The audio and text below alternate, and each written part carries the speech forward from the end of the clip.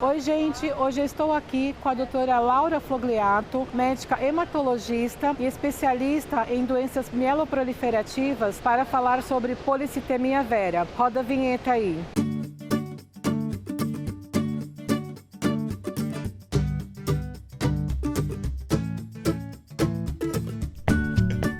Doutora, muito bem-vinda à nossa TV Abrale. Muito obrigada pela sua participação. Para iniciar a nossa conversa, eu gostaria de saber o que é policitemia vera. Então, eu agradeço o convite, fico muito comovida por estar aqui. Eu acho muito bacana a Abrale, acompanho há muitos anos e de uma forma mais simples, a policitemia vera é o seguinte: nós produzimos o sangue dentro da medula óssea e nós temos então os glóbulos vermelhos, os glóbulos brancos e as plaquetas. Os glóbulos vermelhos são aqueles que nos dão a cor mais rosada, carregam o oxigênio, os brancos fazem as nossas defesas e as plaquetas controlam a coagulação do sangue. Na policitemia vera, há um distúrbio no controle desse crescimento das células. Devem estar sempre em equilíbrio na medula óssea. Aumentam muito mais os glóbulos vermelhos, às vezes um pouquinho dos brancos e das plaquetas também, mas o que mais aumenta são os glóbulos vermelhos e eles congestionam a circulação.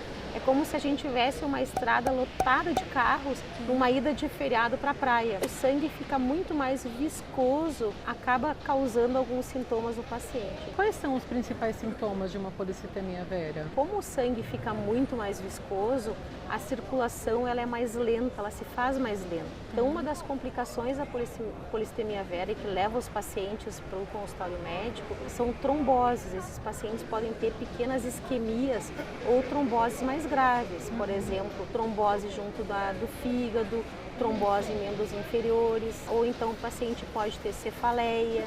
Às vezes o paciente pode ter hipertensão, então tem que imaginar que a nossa circulação está andando toda mais vagarosa do que ela deveria estar quando a hemoglobina ou o hematócrito são normais. E tem idade certa para a pessoa ter a policitemia ou ela dá em qualquer idade? Assim? A policitemia ela é muito mais comum em pessoas de mais idade, a partir dos 60 anos. Tem que ter um pouco de cuidado porque o aumento dos glóbulos vermelhos ele pode ser não sempre policitemia vera. Policitemia vera significa uma policitemia verdadeira, mas existem policitemías que são reacionais. Então, por exemplo, se a pessoa tem uma doença pulmonar, fuma muito e não troca bem o oxigênio no pulmão, o nosso organismo vai entender que falta oxigênio e vai aumentar a quantidade dos nossos glóbulos vermelhos. Então, essa é uma policitemia reacional, não é uma policitemia vera. Então, a primeira questão que a gente tem que fazer quando encontra um exame de sangue alterado, em que ficam aumentados os eritrócitos, o hematócrito e a hemoglobina, é distinguir entre uma policitemia verdadeira, que é a policitemia vera, e uma policitemia reacional. Então, as polistemias reacionais, elas ocorrem até em crianças, que têm problemas cardíacos, às vezes, elas podem ter um aumento dos glóbulos vermelhos. Doutora, o que difere a policitemia vera para as outras doenças mieloproliferativas? Então, a policitemia vera, ela tem predominantemente o aumento desses glóbulos vermelhos e hoje a gente sabe que praticamente quase 100% da policitemia vera tem uma alteração genética que foi descrita em 2005, que é uma mutação numa proteína conhecida como JAK2. Então, é uma doença clonal, ela é uma doença que tem uma origem mais ou menos conhecida que leva, então, à proliferação dessas células todas. E qual que é a importância do gene JAK2 para o diagnóstico? A Organização Mundial da Saúde, desde que foi descrito nas síndromes mieloproliferativas, incorporou a presença desse gene no diagnóstico. Esse gene ele é importante porque ele nos faz ter mais segurança no diagnóstico. Então, por exemplo, se eu tenho um paciente com uma policitemia, aumento dos glóbulos vermelhos, e eu tenho às vezes dúvidas se isso é uma policitemia vera, em que eu tenho um tratamento específico, ou se isso é reacional, por exemplo, que o paciente tem um problema cardíaco, às vezes o paciente pode ter apneia do sono, então ele não respira bem, aumenta os glóbulos vermelhos, eu posso solicitar um JAK2, ele vai me mostrar, porque ele só aparece nos casos da policitemia vera, ele não aparece em casos de polistemia que são reacionais. A policitemia vera, ela é uma neoplasia maligna? Se a gente pegar a classificação, o Código Internacional das Doenças, ela não é classificada como uma doença maligna.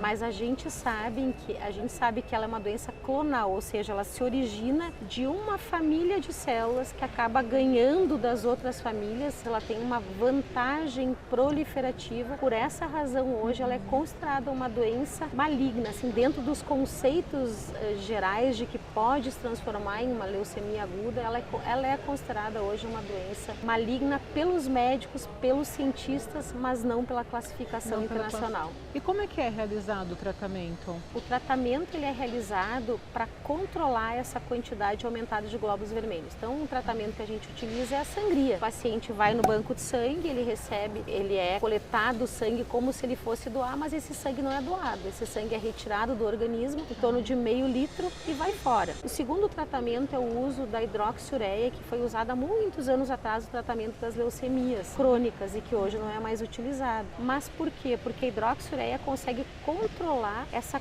proliferação exagerada, esse crescimento desordenado das células da medula óssea. Um outro tratamento menos utilizado, porque tem muitos efeitos colaterais, mas que a gente pode utilizar em pacientes mais jovens, é o interferon, que tem muita intolerância no seu uso, e o tratamento mais recente para casos que são refratários ou intolerantes à sangria e à hidroxiureia ou até mesmo ao interferon é o ruxolitinib, que é uma medicação que inibe o gene, a mutação do JAK2. É interessante porque ele funciona não só em pacientes que têm a mutação, como também em pacientes que não têm a mutação. Então é uma nova terapia, uma nova esperança para os pacientes.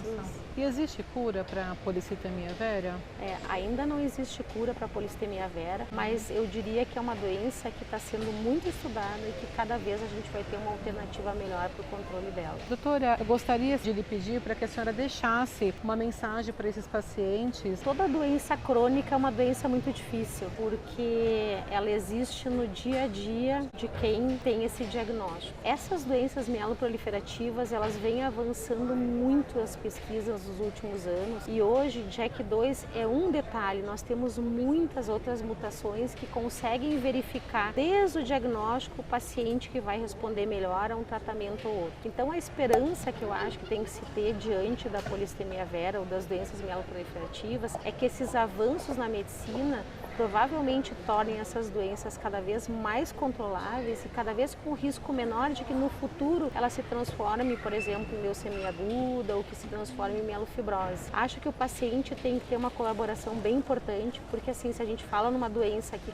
dá trombose, o paciente tem que ter uma atividade física adequada, tem que cuidar com a sua alimentação, tem que cuidar com as suas consultas, tem que usar a medicação, mas a esperança vem que a medicina, assim como as pessoas querem se curar, a medicina vem avançando muito no sentido de novas descobertas e novas terapias. Doutora, muito obrigada pela sua participação. Você que está nos assistindo, deixe seu comentário. Todas as dúvidas serão respondidas pela equipe da Abrale. É importante também que você compartilhe. E mais ainda, doutora, o que eles devem fazer? Se inscrever no canal da Abrale. Obrigada e até a próxima. Tchau, tchau.